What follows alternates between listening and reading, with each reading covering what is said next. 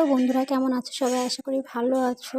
আজকে মনে হচ্ছিল খেতে চাউমিন, কিন্তু বাইরের খাবার খাওয়া এখন তো আমার বারণ আছে। ডক্টর বারণ করেছেন বাইরের খাবার খেতে। তো এমনিও আমি অতটা বাইরের খাবার পছন্দ করি না, বাড়িতে ফ্রেশ বানিয়ে খাওয়াটাই বেশি পছন্দ করি।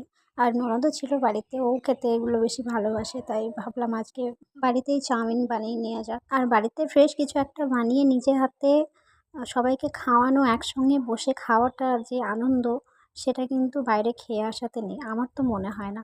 আমার তো সবার সঙ্গে বসে খেতে বেশ ভালো লাগে।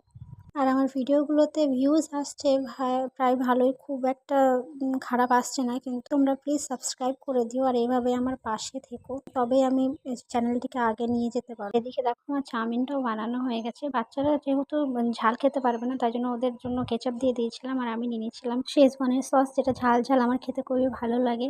তোমরা সবাই ভালো থেকো। Thank you for watching my video.